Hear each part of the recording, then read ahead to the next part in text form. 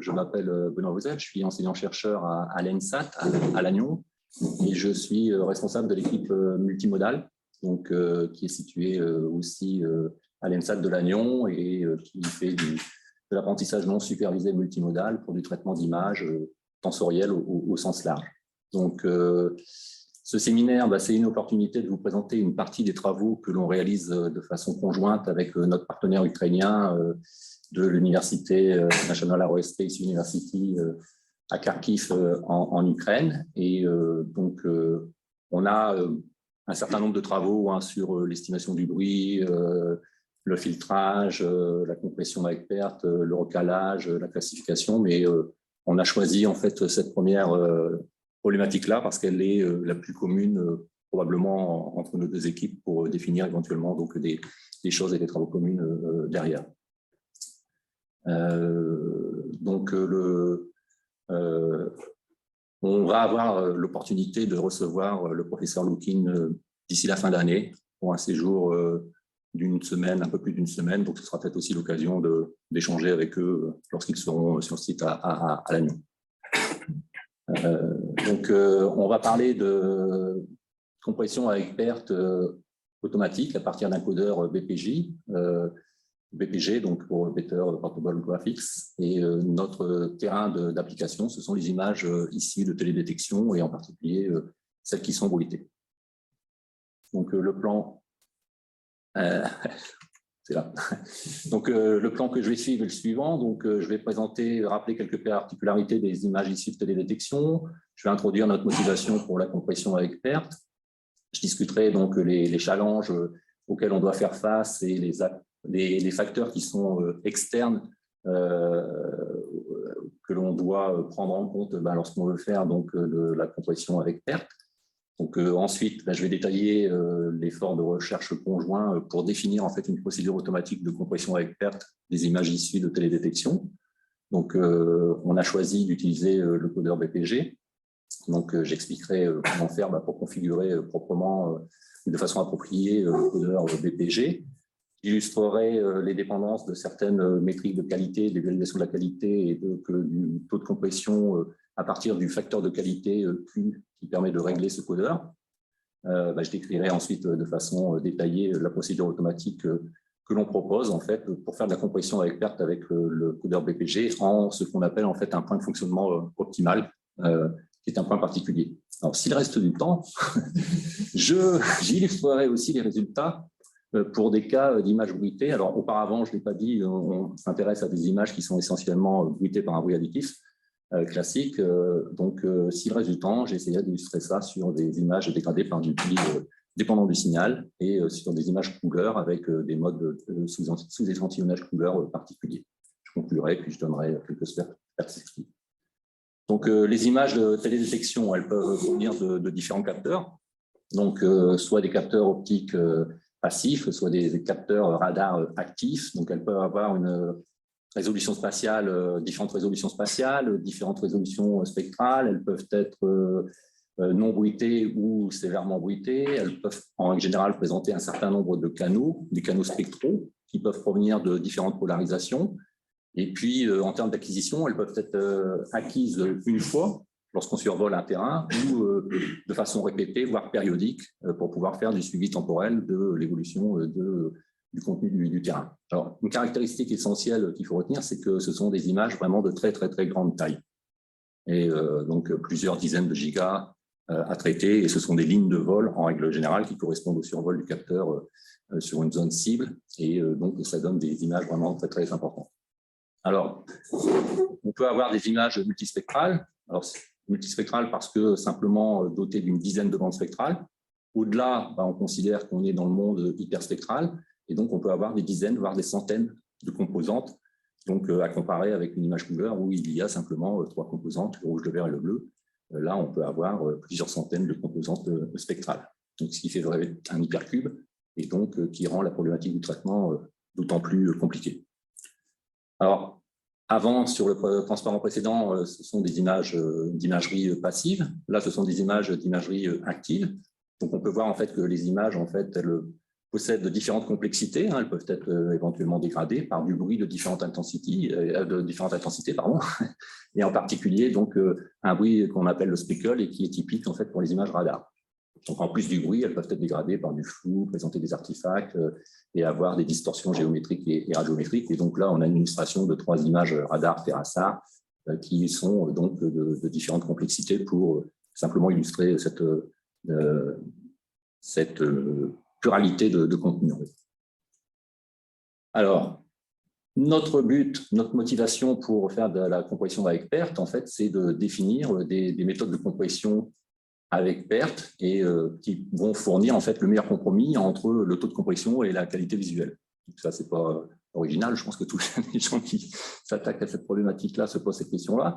Alors, la première question qui se pose, c'est pourquoi avoir choisi de la compression avec perte et ne pas avoir choisi de la compression sans perte, puisque les méthodes de compression sans perte, elles ont un avantage clair, c'est qu'elles n'introduisent pas de distorsion, mais elles ont un inconvénient qui est tout aussi clair, c'est que le taux de ratio, le taux de compression fourni, en général, il n'est pas suffisamment haut par rapport à la taille des images issues de télédétection.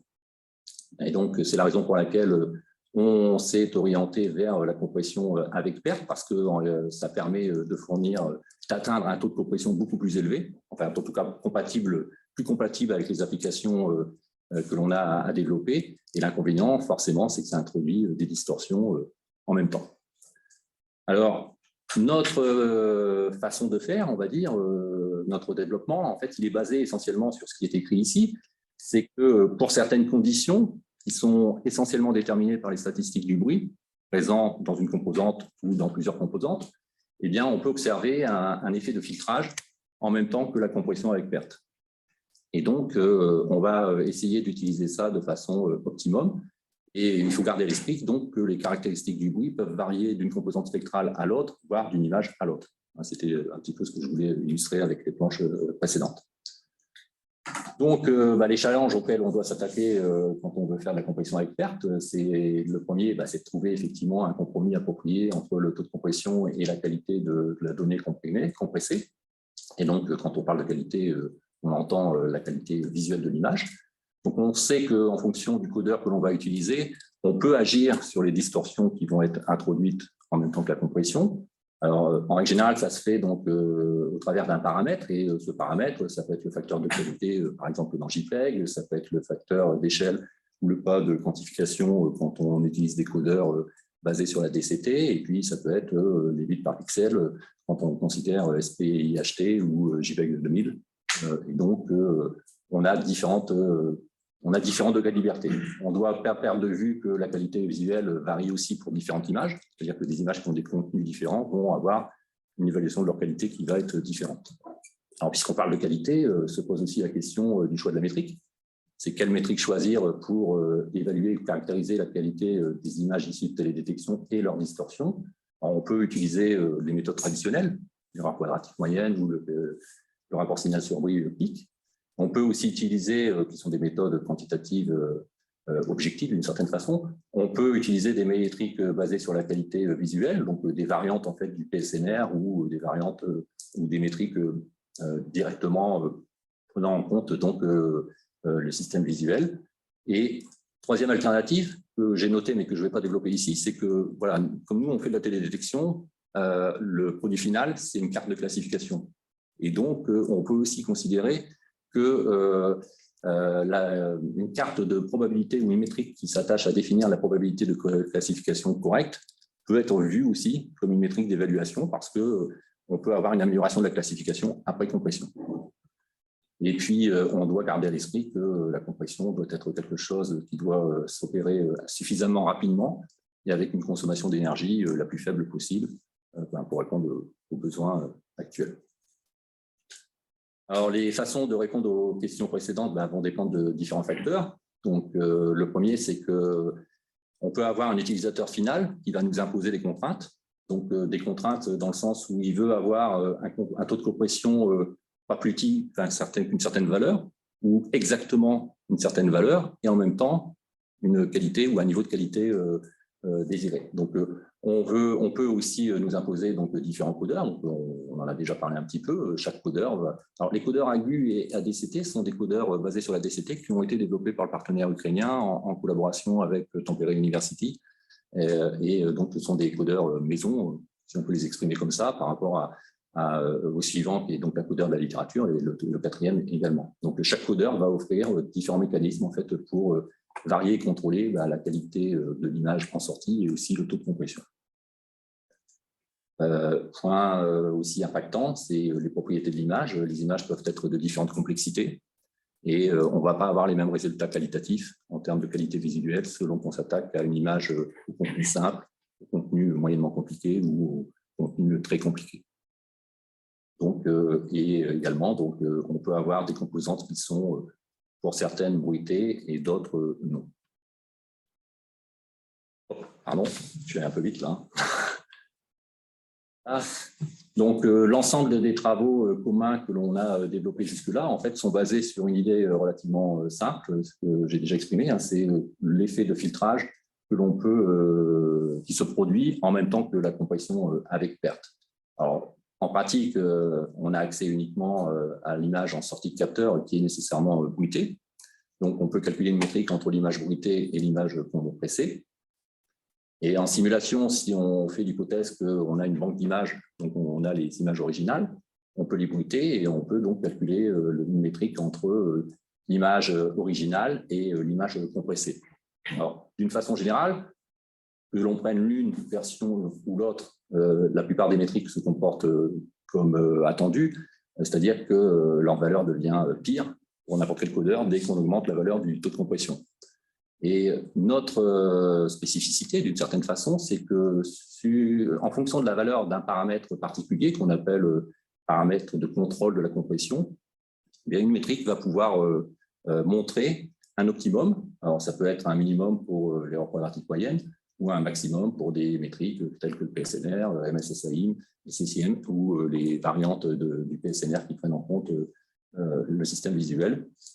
Et donc, notre objectif, c'est de prouver l'existence d'un point de fonctionnement optimal en variant le paramètre qui permet d'agir sur la compression. Donc, voilà, c'est déjà listé, hein, donc je ne les reliste pas, et qui vont dépendre en fait, du codeur que l'on va utiliser. Pour illustrer ça, on a une figure ici donc, qui montre l'évolution de la métrique PLSNR HVSM entre l'image, la vraie image et l'image compressée en fonction donc, du pas de quantification. Et donc, on s'aperçoit qu'effectivement, il y a un optimum qui permet d'avoir une image compressée qui est de meilleure qualité que l'image bruitée, ici. Et donc, notre idée, c'est qu'on a tout intérêt à se placer en ce point de fonctionnement-là pour opérer la compression avec perte. Donc, ce qu'on appelle le point de fonctionnement optimal, hein, c'est défini tout simplement par une valeur particulière du paramètre qui agit sur le codeur et pour lequel, en fait, la qualité de l'image compressée est plus proche de la vraie image que l'image bruitée de départ. Et donc, la qualité étant caractérisée par une certaine métrique qui peut être conventionnelle ou visuelle. Donc, l'idée, c'est que si ce point existe pour une image bruitée, alors on n'a qu'une garantie sur son existence, hein, c'est ce qu'on va chercher à déterminer derrière, mais si ce point existe, il devient donc systématique de compresser de façon automatique l'image en ce point ou au voisinage de ce point. Et les bénéfices attendus sont que, en règle générale, on va pouvoir observer un taux de compression plus élevé, on va pouvoir observer une qualité d'image qui sera meilleure après compression qu'avant compression. Et puis, dans le cas où on s'intéresse à la classification comme étant une tâche finale, on va pouvoir aussi obtenir des meilleurs taux de classification derrière. Le principal problème à résoudre, parce que là, c'est qu'un cas d'une certaine façon arbitraire. Je me montre une courbe qui correspond à une image pour laquelle il y a un point de fonctionnement optimal. Rien ne garantit que ce point de fonctionnement optimal existe pour toutes les images. Donc, la question à laquelle il faut répondre, c'est est-ce qu'on peut prédire l'existence de ce point de fonctionnement optimal avant la compression, de façon à régler de façon appropriée les paramètres du codeur. Donc, il y a deux directions pour répondre à cette question. La première est très simple, une méthode de compression itérative. On fait des compressions et des compressions multiples À chaque fois, on évalue la métrique, on change la valeur du paramètre qui permet de déterminer le point de fonctionnement du codeur, jusqu'à atteindre une valeur désirée d'erreur quadratique moyenne. Donc, on va obtenir une très bonne précision à la fin, mais bien évidemment, ça va prendre du temps, et comme on a affaire à des images de grande taille, ça va prendre d'autant plus de temps. L'autre approche consiste en fait à essayer de prédire l'erreur, et donc en un nombre fini d'itérations, 1 ou 2 itérations, et en général, la solution que l'on va obtenir ici va être très attachée au codeur. Donc, sous-entendu, pour chaque codeur, je vais devoir avoir une méthode de prédiction qui lui sera propre. Donc aujourd'hui, alors ce que je vais présenter sur l'idée est pas original, dans le sens où on l'a proposé, on l'a testé, on l'a validé pour des codeurs basés sur la DCT, pour des codeurs basés sur les transformés en odette discrète, on l'a fait pour JPEG et pour JPEG 2000. Et donc aujourd'hui, en fait, on va voir si ça fonctionne aussi avec ce codeur-là. Alors, pourquoi ce codeur-là? Parce qu'il présente un certain nombre d'avantages par rapport à ses concurrents, entre guillemets. Donc, il est basé sur HEVC, il propose un taux de compression qui est plus élevé pour une qualité similaire comparé à JPEG, en particulier pour les images de contenu simple. Il permet d'accéder à la compression avec perte ou sans perte. Il est relativement rapide. Il fournit des recommandations assez clair sur la façon d'obtenir un PSNR entre l'image originale et l'image compressée. Et c'est la raison pour laquelle, en fait, il est devenu relativement populaire sur les applications mobiles et les applications en ligne, et des particuliers en particulier. Donc, il est supporté par beaucoup de browsers. Donc, il est capable de travailler aussi avec différentes représentations d'images et des systèmes de couleurs qui supportent les mêmes formats que JPEG. Voilà, donc ceux qu'on connaît là et ceux qu'on va tester à la fin quand on fait de l'échantillonnage couleur. Et donc, il peut aussi permettre d'accéder à d'autres espaces couleurs. Et il est disponible, en fait, pour travailler avec des images qui sont dans des formats de représentation de 8 à 14 bits.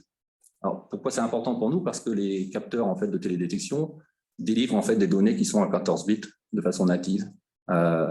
Et donc, voilà, ça permet, en fait, de pouvoir attaquer directement la donnée en sortie du capteur sans perte, on va dire.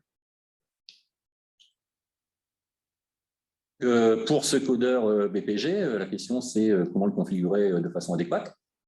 Donc, sachant qu'un point de fonctionnement optimal peut ou ne peut pas exister, enfin peut exister ou pas, et donc comment fixer le paramètre de qualité, pour compresser une image en ce point s'il existe, ou de fournir quand même une qualité appropriée si ce point n'existe pas. Et donc, ce que je vais montrer ne relève pas du travail théorique, ça relève plus de l'évidence expérimentale. Et donc, nécessairement, on a fait un très grand nombre de simulations en prenant un ensemble d'images tests qui présentent différentes propriétés, de complexité différentes, de simple à complexe. Alors, la complexité, on l'a définie comme étant le pourcentage en fait, de pixels qui appartiennent aux zones homogènes. C'est une façon très simple de le faire. On peut considérer des critères anthropiques, au moins dans le cas non bruité. Et puis ces images, systématiquement, elles ont été bruitées par un certain niveau de bruit, avec une large palette de niveaux de bruit. Et puis à chaque fois, on a calculé, bien évidemment, le rapport signal sur bruit pic en entrée, qui est défini par cette formule-là. C'est une formule intéressante parce que le seul paramètre, c'est le niveau de bruit. Et donc, on fait l'hypothèse qu'on part de l'image bruitée. Donc, soit on connaît bien le capteur et on sait, en regardant le datasheet, quel est le niveau de bruit que l'on va avoir, ou si on ne le connaît pas, on peut l'estimer parce qu'il y a tout un tas de méthodes dans la littérature qui maintenant estiment très très bien le niveau de bruit dans les images. Donc, en fait, on est capable de calculer ça très très facilement. Alors, en termes de métriques de qualité, comme on l'a dit tout à l'heure, on a choisi un certain nombre de métriques parce qu'elles sont parmi les meilleures pour caractériser la qualité visuelle des images issues de télédétection et qui sont éventuellement entachées de bruit ou de distorsion suite à une compression avec perte. Donc, bien évidemment, critères conventionnels PSNR, avec une formule adéquate. Des variantes en fait, du PSNR donc, qui ont été développées par le partenaire ukrainien. Donc, elles travaillent en fait, dans le domaine DCT. Et puis, donc, elles prennent en compte la sensibilité de l'œil au contraste et puis l'effet de masquage dû au fait qu'on travaille sur des blocs de taille finie dans le domaine de la DCT. Celle-là, vous la connaissez, elle fait partie de la littérature et elle est quasiment dans toutes les publications relatives à la qualité visuelle. Un point peut-être important, parce qu'on va l'utiliser, c'est qu'on peut définir des seuils d'invisibilité des distorsions qui sont introduites dans l'image, en fonction de la métrique qui est utilisée. Donc on sait, en tout cas pour des dégradations de type bruit additif. Donc on sait que si le PSNR est plus grand que 36 dB, les distorsions seront invisibles. En tout cas, à l'œil, ça devient extrêmement difficile pour un opérateur de savoir distinguer deux images, une bruité et une autre bruité. Donc 36 dB pour le PSNR. Pour la métrique basée HVS, c'est un peu plus haut, 41 dB. Et puis pour MSS-CCM, on sait qu'en général, voilà, 0,99, là, on est incapable de différencier deux images. Comme ce sont, comme on travaille en télédétection, ce sont des images, des prises de vue aériennes, donc qui sont plus ou moins connues dans la littérature, San Francisco, donc Frisco pour San Francisco, Diego pour San Diego. Donc celle-ci fait partie des images relativement simples, puisque grande zone homogène. Celle-ci fait plutôt partie des images compliquées parce que la densité de l'habitat, des textures, il y a de l'altitude, donc on voit que le contenu est plus complexe que les autres. Et puis les quatre suivantes, en fait, sont des images de complexité, que l'on qualifie de complexité moyenne, parce qu'elles présentent quand même des zones homogènes et des zones un petit peu plus denses. Donc voilà nos images tests. Alors, on n'a pas pris celle-là, les résultats vont être montrés sur ces images-là, bien évidemment. Les gens avec lesquels je travaille sont les gens qui ont développé les fameuses bases de données TID de tempéré. Donc, on a fait tourner ça sur toutes les images, les banques d'images couleurs correspondantes. Mais bon, là, pour le coup, il fallait des images de télédétection, donc ce sont celles-ci. Alors, on va regarder les dépendances en fait, de la métrique PSNR entre l'image bruitée et compressée sur le paramètre en fait, Q, facteur de qualité donc, du codeur BPG. Donc, on voit très bien que ce sont des courbes décroissantes. Alors, ce qui est intéressant de noter, c'est que pour Q inférieur à 7, donc on est dans cette zone-là, les images compressées et originales sont pratiquement identiques et en fait, on est dans une situation de compression presque sans perte. Et au-delà, c'est la zone la plus intéressante pour nous, c'est donc à partir de Q égale 7. Donc, ça démarre à partir de la compression presque sans perte. Et ça va en fait jusqu'à un niveau de compression avec perte pour lequel les distorsions introduites ne sont pas embarrassantes, parce qu'elles sont au-dessus du seuil d'invisibilité que je rappelais tout à l'heure. Au-dessus de 36 dB, un opérateur normal, moi, est incapable de différencier deux images. Et donc, cette partie-là montre une dépendance qui peut être approximée par une expression linéaire, quasiment pour les 6 images, pardon. Et donc, voilà, on peut trouver une expression très simple pour écrire la dépendance de la métrique par rapport au facteur de qualité.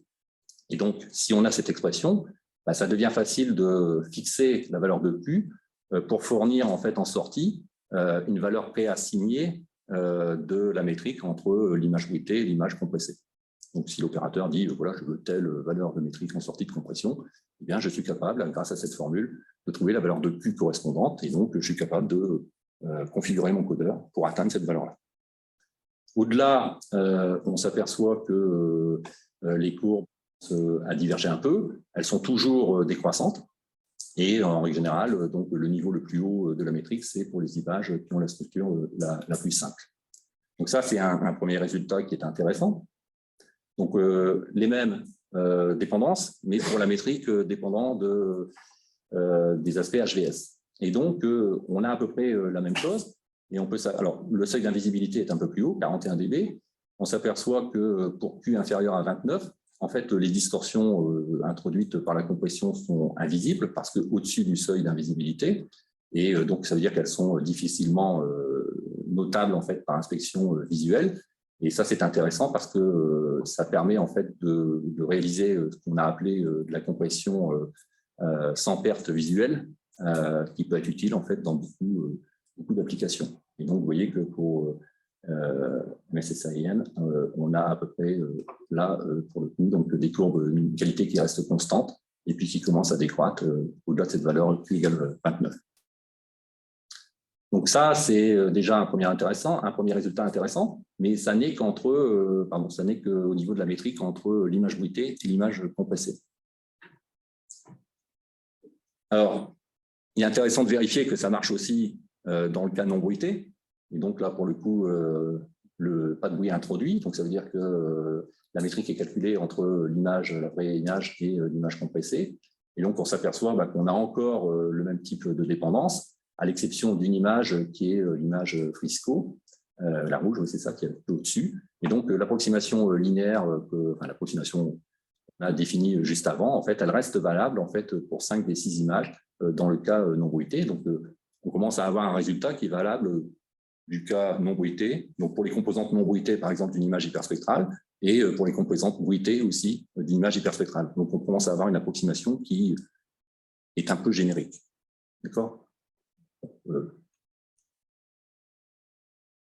Ce qui nous intéresse, ce n'est pas tellement la valeur de la métrique entre l'image bruitée et l'image compressée, c'est la valeur de la métrique entre la vraie image et l'image compressée, puisque c'est celle-là qui permet de mesurer comment on se rapproche du signal utile qui n'est pas entaché de bruit.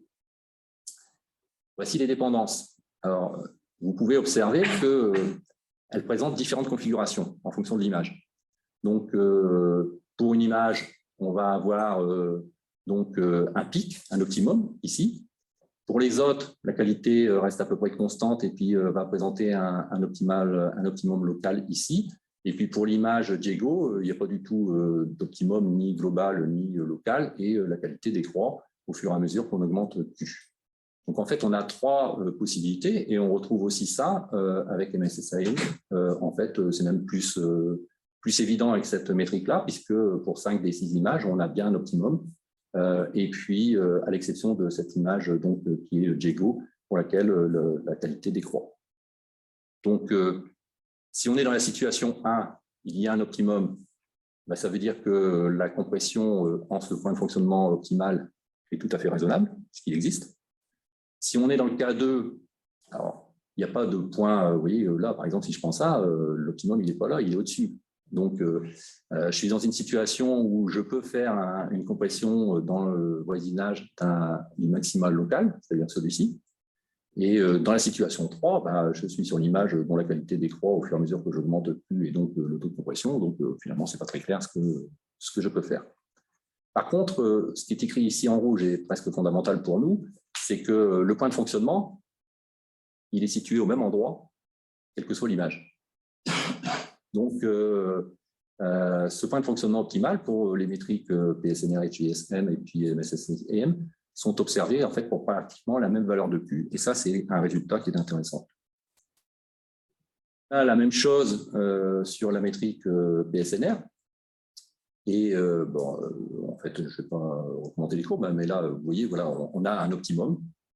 Et on l'a aussi donc pour différents niveaux de bruit. Mais on voit que l'optimum est positionné au même endroit, indépendamment de l'image, pour cette métrique PSNR conventionnelle, et au même endroit, indépendamment des images, pour la métrique avec un autre niveau de bruit. Donc, ça signifie qu'il est possible, en fait, de faire l'hypothèse que le point de fonctionnement ne dépend pas de l'image, ne dépend pas du tout de l'image à compresser, ni de la métrique utilisée, mais simplement du niveau de bruit. Et ce niveau de bruit, il peut être connu par avance, ou il peut être estimé à partir de l'image bruitée, de façon aveugle.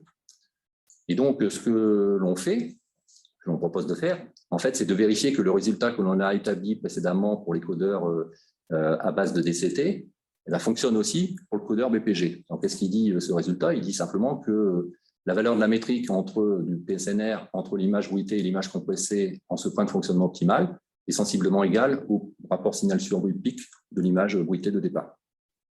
Et donc, ça signifie qu'en fonction du niveau de bruit, on est capable d'estimer cette valeur. Et comme on a l'approximation précédente, il suffit de retourner l'équation et donc on a une façon intéressante pour déterminer la valeur de Q qui correspond au point de fonctionnement optimal. Et donc, si on applique cette formule, donc on doit trouver 33 et c'est bien ce qu'on vérifie ici. C'est ça qui est intéressant, c'est qu'on a une méthode pour prédire et on la vérifie là. Donc, pour 33, on vérifie bien que c'est l'endroit le positionnement du point de fonctionnement optimal. Pour 35 aussi, on a 38, et puis la courbe n'est pas montrée, mais ça marche aussi pour un niveau de bruit plus élevé.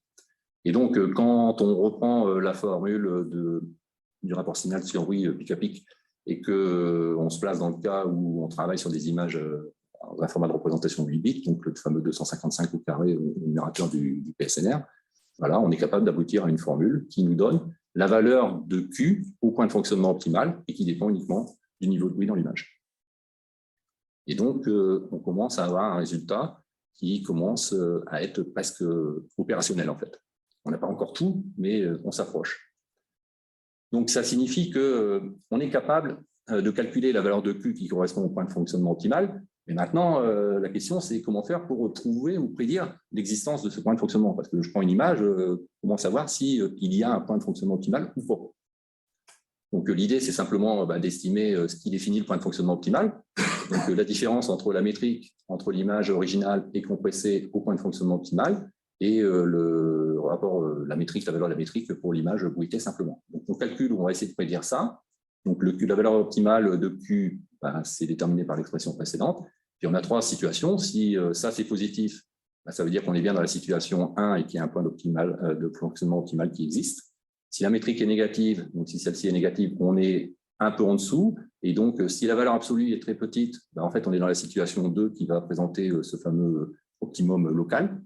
Et si on est dans la situation 3 où c'est négatif, mais avec une très grande valeur, et bien là, on sait que le point de fonctionnement optimal n'existe pas et que la qualité de l'image va décroître progressivement avec l'augmentation de Q. Donc, on commence à avoir quelque chose d'intéressant. Le seul problème, c'est que on ne sait pas calculer ça. Parce que l'image, la vraie image, on ne l'a pas. Donc, on n'est pas capable de calculer la métrique entre l'image originale, non bruitée, et l'image compressée. Donc, on sait calculer Q, on sait comment faire si on est capable de calculer cette métrique, mais pour l'instant, il y a un autre à résoudre, c'est comment faire pour calculer delta métrique.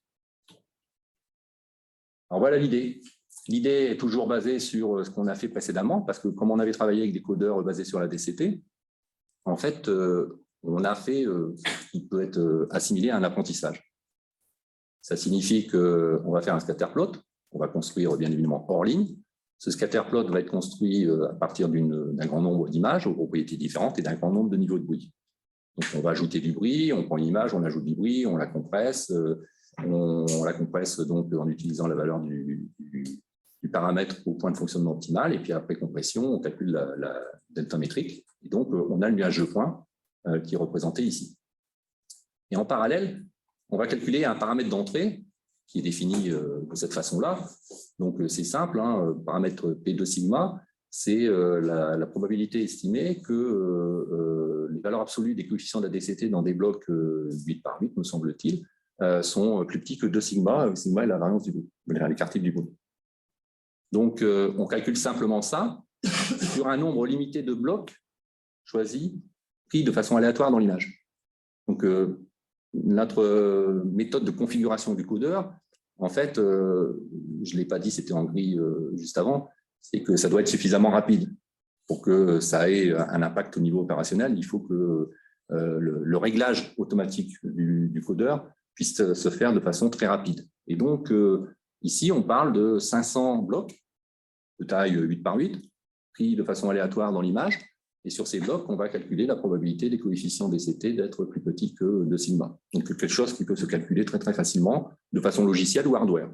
Puisque voilà, c'est la DCT, donc il existe pas mal de résultats par rapport à ça.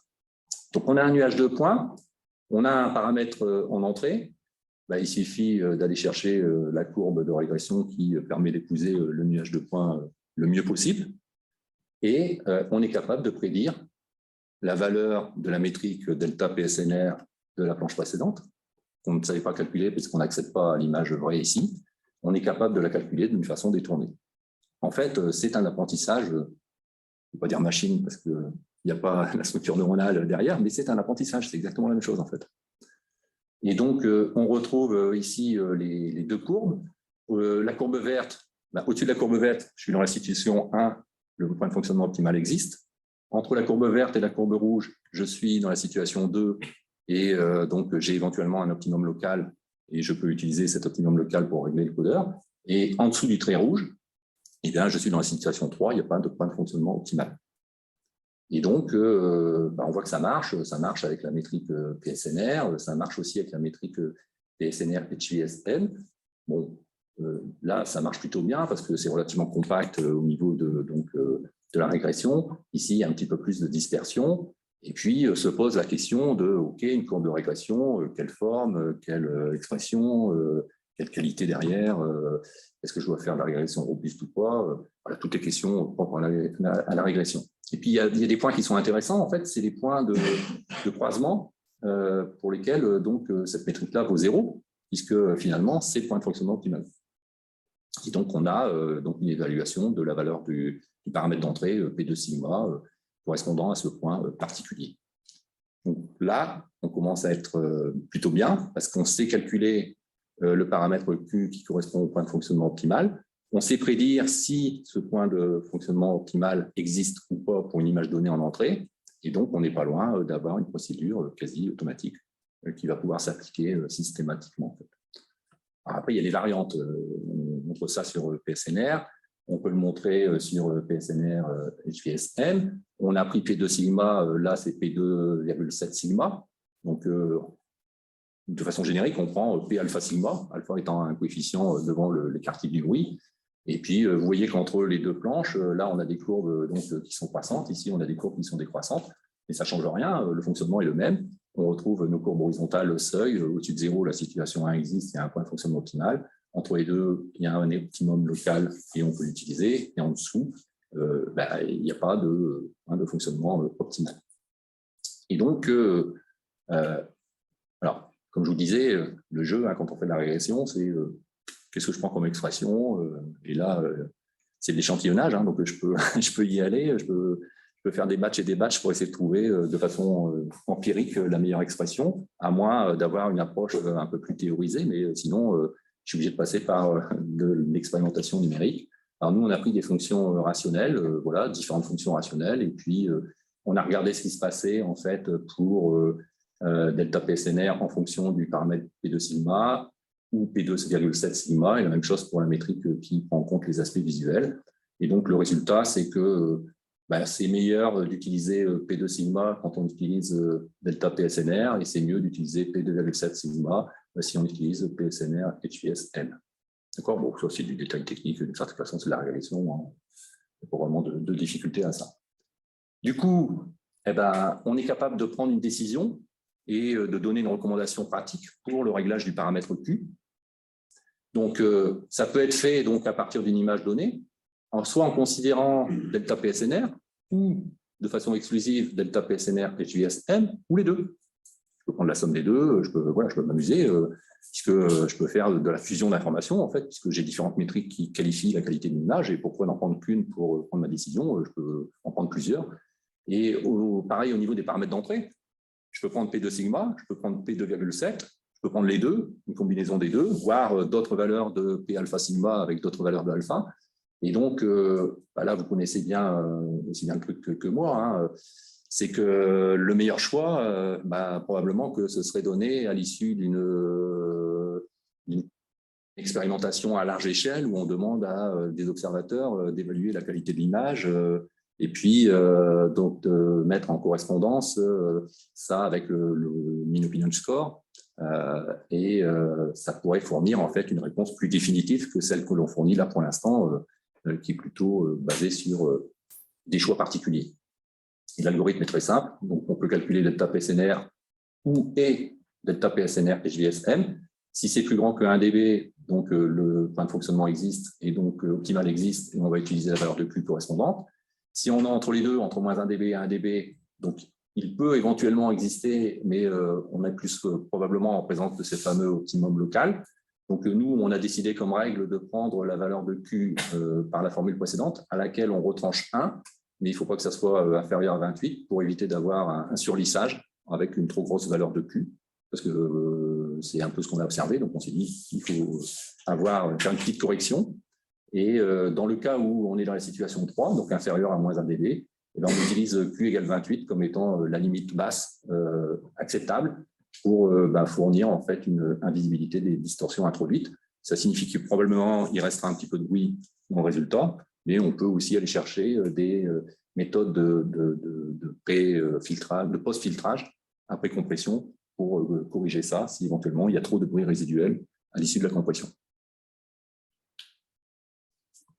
La procédure complètement automatique que l'on propose est résumée en fait ici. Donc, pour une image bruitée, on estime la variance du bruit par une méthode aveugle si le bruit n'est pas connu auparavant, sinon on saute cette étape.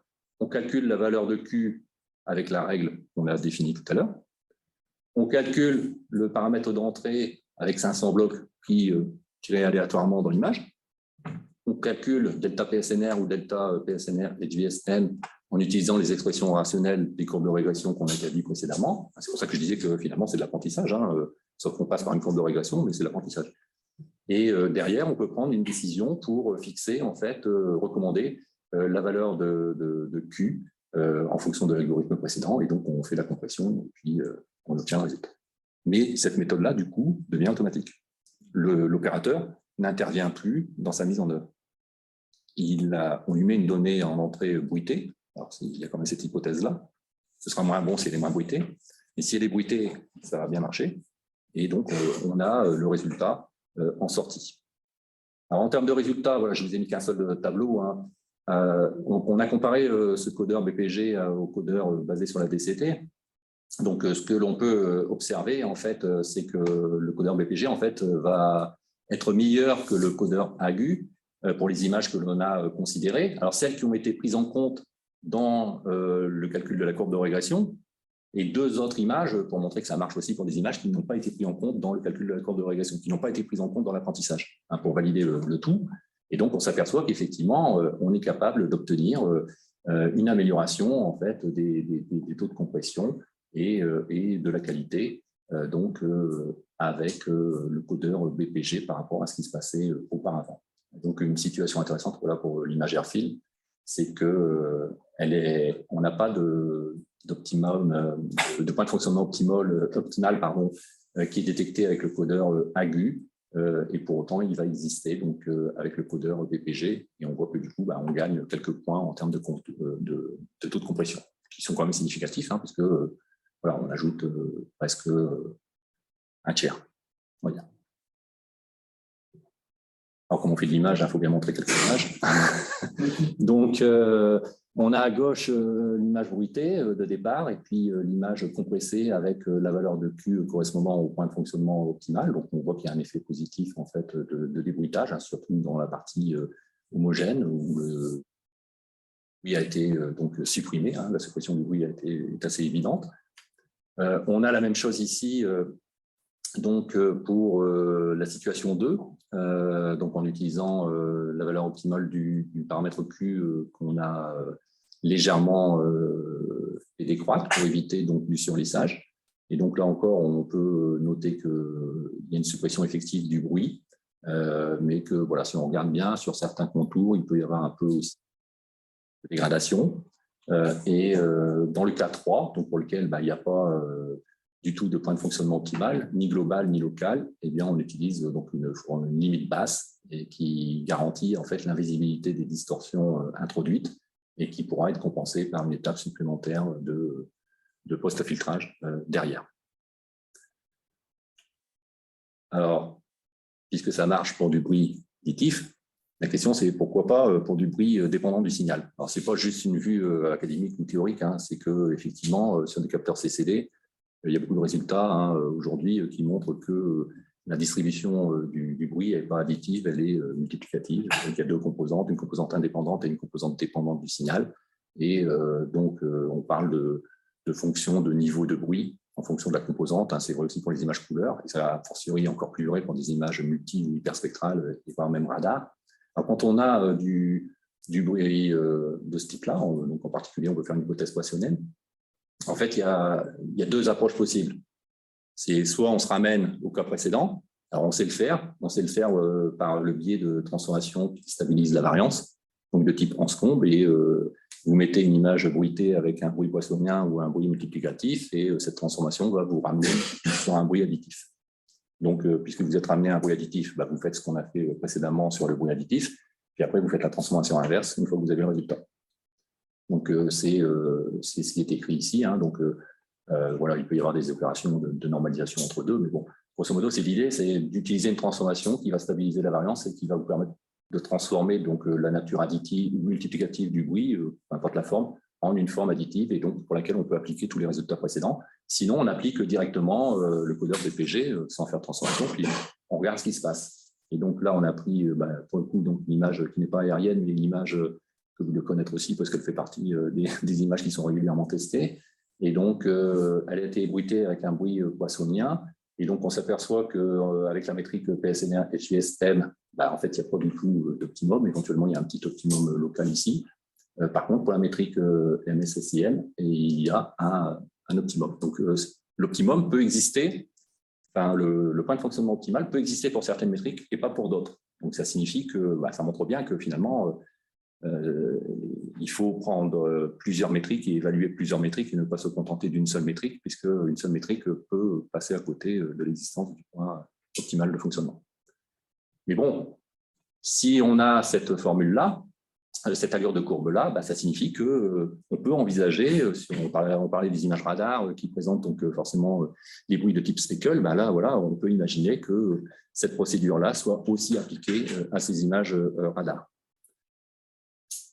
Le dernier point, c'est sur les images couleurs multicomposantes, parce que là, pour l'instant, on traite les images bande par bande. Dans ce que j'ai montré avant, c'était les images, le traitement est fait de façon scalaire sur chacune des composantes, une à une. Mais on peut aussi vouloir traiter les images en paquet de bandes. Et donc, le paquet de bandes le plus évident pour moi, c'est l'image couleur avec 3 composantes uniquement, quoi. Et du coup, c'est ce qu'on a fait, c'est-à-dire qu'on a pris les versions couleurs des images précédentes et on a aussi mélangé avec des images conventionnelles, on va dire, que vous connaissez bien aussi. Et puis, on a regardé comment ça fonctionne avec des sous-échantillonnages couleurs, différents modes de sous-échantillonnage qui sont offerts par le codeur BPG. Et donc, du coup, on a pris d'autres métriques qui sont plus adaptées à des images couleurs, parce que les précédentes, on les avait choisies par rapport à des images de télédétection.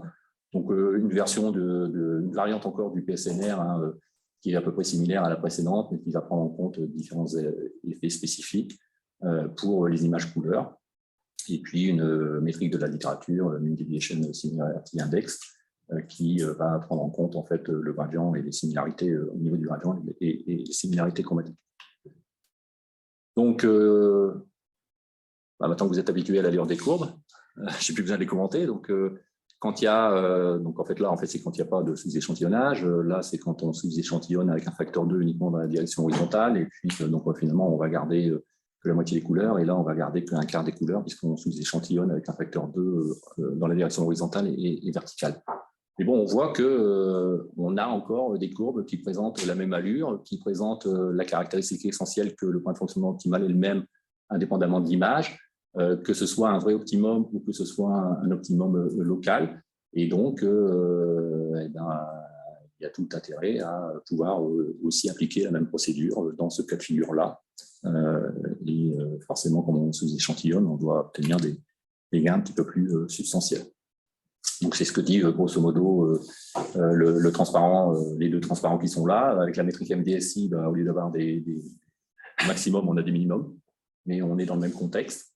Et donc, on a observé qu'on devait légèrement modifier l'approximation précédente. Voilà, ça prouve qu'on n'a peut-être pas pris suffisamment d'images pour faire cette approximation et qu'il faut élargir en fait, la base d'apprentissage pour obtenir quelque chose qui soit plus générique, on va dire. Et pour finir, donc, un exemple de compression d'une image 3D dans ce mode 4-4-4. Voilà. Donc, ça marche assez bien, quoi. La qualité visuelle est assez bonne. Conclusion, donc, on a vérifié que l'approche que l'on a développée pour différents codeurs basés sur la DCD ou des codeurs de la littérature basés sur des transformeurs en ondettes discrètes, JPEG et JPEG 2000 parce qu'on l'avait fait aussi, marche aussi pour le codeur BPG. Donc, on voit qu'il y a une consistance, en fait, parce que ça marche indépendamment du codeur utilisé. Donc, il y a des modifications, bien sûr, dans les formules, etc., mais les tendances restent les mêmes. Et donc, on a montré qu'il y avait effectivement possible existence d'un point de fonctionnement optimal.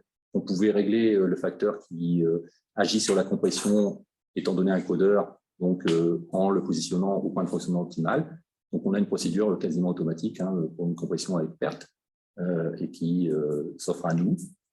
On a vérifié que ça pouvait marcher dans le cas des signaux, des images bruitées par du bruit dépendant du signal, et dans le cas des images 3D. Parce que, pourquoi avoir pris couleur? Parce que voilà, finalement, nos images multi-hyperspectrales, si on les regroupe, les composantes spectrales ou polarisées par bloc de 3 composantes, c'est assimilable à une image couleur, et donc on peut espérer appliquer exactement le même type de résultat. Bien évidemment, ça n'est qu'une illustration à ce stade-là, et il va falloir donc dérouler l'armada expérimentale avec des batchs qui vont tourner pour pouvoir vérifier ça donc de façon plus complète dans le cas des images donc bruitées par un bruit dépendant, pour le cas des images 3D, et pour le cas aussi donc de bruits qui vont être corrélés spatialement. Et comme on a parlé de l'opportunité éventuellement de faire du post-filtrage après compression, si jamais la compression n'avait pas suffisamment enlevé le bruit, ça peut être aussi une piste de travaux futurs. Voilà, je vous remercie pour votre attention, et donc je suis ouvert aux questions. Je ne sais pas du tout quel temps on a mis. On est bien? Parfait. Ouais, j'ai 2 questions. La première, c'est que vous considérez que le speckle, c'est un bruit blanc additif? Non. Le speckle, il fait partie de la famille des bruits dépendants du signal, et donc pour lesquels on va avoir une transformation préalable de type transformation de stabilisation de la variance. Non, je ne considère pas que le speckle est un bruit. Non, c'est juste...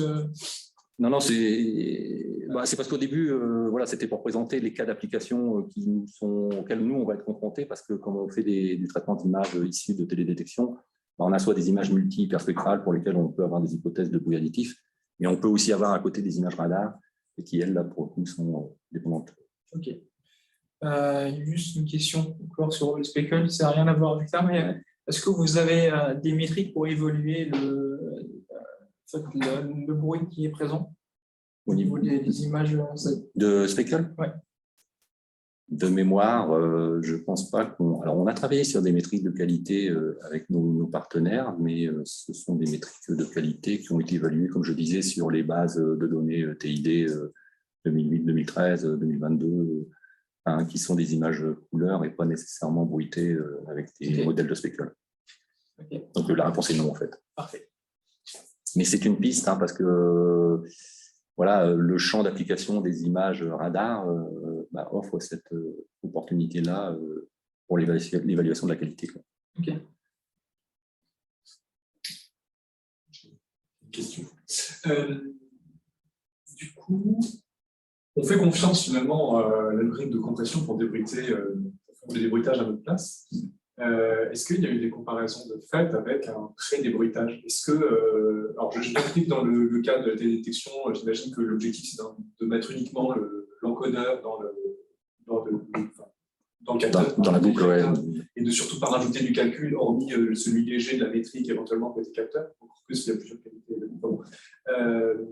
Est-ce que ça a été comparé avec l'idée de mettre plutôt un débruiteur très léger et qui permettrait peut-être de pouvoir descendre un peu plus bas, de pouvoir compresser un peu plus fortement en ayant pré-débruité? C'est une question intéressante, mais je ne pense pas être en capacité de répondre, parce que je ne pense pas qu'on l'ait fait. Okay. On l'a fait de façon macroscopique, mais pas suffisamment détaillée pour pouvoir répondre de façon catégorique à ta réponse. En fait, ce qu'il faut comprendre, c'est que les paramètres d'entrée qu'on prend, là, P2 sigma ou P2,7 sigma, en fait, le codeur AGU ou le codeur ADCT, on a développé des méthodes de débruitage basées sur la DCT. BM3D en est un exemple. Voilà, quelque part, il y a de la DCT 3D qui entre en compte. Donc, on n'est pas très loin, parce que on va mettre à 0 des coefficients DCT pour faire du débruitage ou pour faire de la quantification derrière. Donc, c'est pas très éloigné. Maintenant, répondre de façon catégorique, est-ce qu'il vaut mieux filtrer d'abord et compresser derrière, ou faire de la compression avec perte et puis éventuellement filtrer un bruit résiduel? Raisonnement, je ne peux pas répondre de façon catégorique. Ouais, il faudrait vraiment le tester sur quelque chose de large au niveau expérimental pour pouvoir conclure de façon définitive. Okay. J'avais une deuxième question sur le paramètre de qualité qui est utilisé. Ouais. C'était un paramètre de qualité unique qui cachait certains sous-paramètres? Alors pour moi, il a été pris comme ça. Donc, je pense qu'il est. Ouais, je pense que c'est unique moi, pour moi. Ah, ok, d'accord. Parce que dans la première séance, j'avais l'impression qu'il cachait Non, éventuellement non, cette sampling. non, pour moi, il est unique. Ouais. Ok, c'était vraiment Ouais, le QP. ouais. Et si une petite dernière sur les résultats qu'il y avait, alors c'était slide 28, je crois. Du coup, juste pour être certain, alors c'était peut-être juste avant, hein, c'était le tableau de résultats. Juste encore avant, je ne vais pas noter le mot. Ouais, là, l'optimum, il a été trouvé, du coup, par le... Oui, pour le... Parce que là, c'était la version automatique. Du coup, je ne sais pas noté, effectivement, c'est peut-être quelque chose qu'on devrait rajouter si les valeurs numériques qui sont là correspondent au cas 1, 2 ou oui, éventuellement surtout, 3, parce qu'effectivement, là... Est-ce que le véritable optimum a été trouvé ou est-ce que c'est juste le résultat de l'automatisation? Écoute, parce que j'ai une planche qui va répondre au problème. Alors, je l'avais, si elle est là. On n'est pas loin. En fait, c'est plus, est-ce que l'optimisation arrive à... Oui, on n'est pas loin. On n'est pas loin. On n'est pas loin, en fait. Voilà, ouais. C'est-à-dire qu'effectivement, on l'a vérifié entre la valeur prédite et la valeur réelle.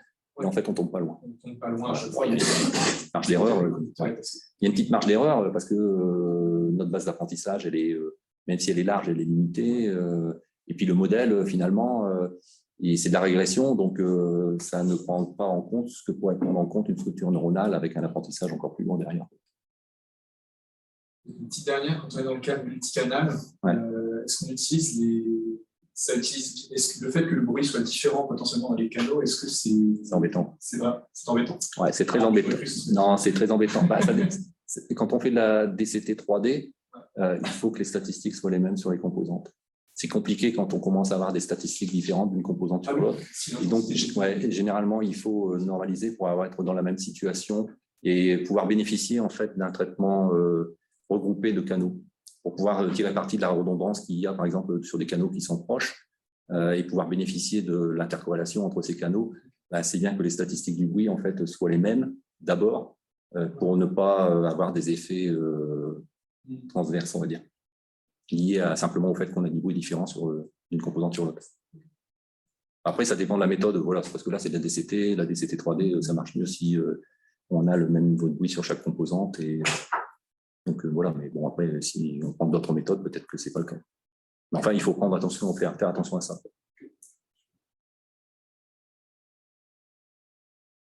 D'autres questions? Je crois qu'il y a quelques personnes en distanciel de besoin. J'ai une question aussi sur ce qu'on pourrait appeler bruit de compression. En fait, est-ce que ça ne pose pas des problèmes derrière en classification? Alors, je n'ai pas montré les résultats là, mais c'est effectivement une question intéressante et qui nous intéresse, c'est que effectivement, parce que nous, la chaîne, il y a un capteur embarqué dans un avion, un drone, on fait une acquisition, on doit transmettre, donc on peut faire du traitement sur le porteur, mais on peut aussi transmettre et faire le traitement au niveau du sol dans la station de réception. Et donc, si on compresse les données pour gagner effectivement en transmission, est-ce qu'on ne va pas avoir du bruit de compression? La réponse est si, nécessairement, il va y avoir et ça va impacter forcément l'efficacité des méthodes qui sont basées sur des modèles de bruit blanc additif. Il faut que la méthode de filtrage derrière, si elle prenne en compte ces artefacts introduits par la compression et qui vont changer la statistique du bruit, immanquablement. Ça, c'est sûr. Et ça se fait. J'ai vu des papiers dans la littérature, j'ai vu passer des papiers où les gens s'intéressent à ça, effectivement, d'essayer d'apprendre en fait le bruit de compression pour le corriger derrière. Alors, c'est souvent avec des approches neuronales, mais parce que c'est plus compliqué à formaliser en termes de traitement du signal, on va dire conventionnel. Mais j'ai vu passer des papiers qui font ça.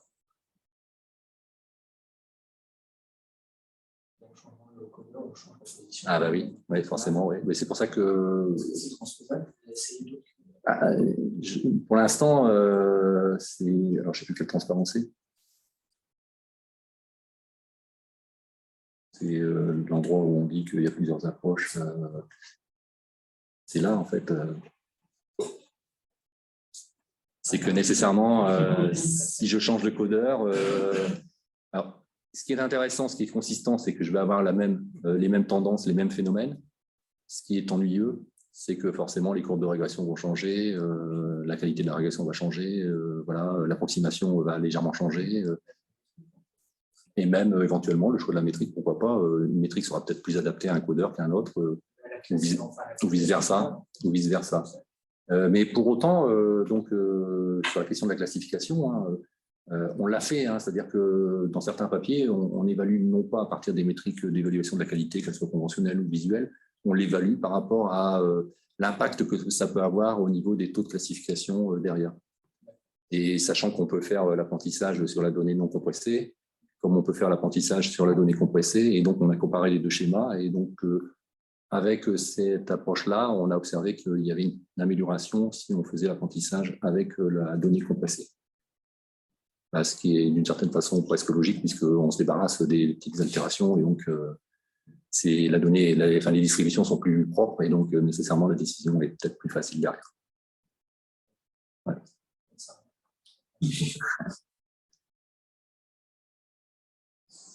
Pas d'autres questions? Je ne sais pas s'il y a des questions à distance, parce que du coup, normalement, ils ont le micro, le programme est ouvert. Comme j'ai enlevé la... Ils peuvent se jeter sur leur micro. Comme j'ai enlevé la fenêtre, je ne sais pas où elle est. Ah oui, il y a les partie. C'est quoi l'article qui est lié à ça? Ah oui. Ça, c'est un... Oui, c'est le même titre, mais ce n'est pas un article qui est en cours de... Rédaction. Non, de publication, mais c'est un chapitre de livre. Okay. Un chapitre de livre. Mais je pourrais passer les références. Effectivement, je n'ai pas mis les références parce que bon, il y en a un certain nombre et je pourrais les passer en fonction des points qui l'intéressent. Ok. Merci encore pour la présentation. Merci à vous.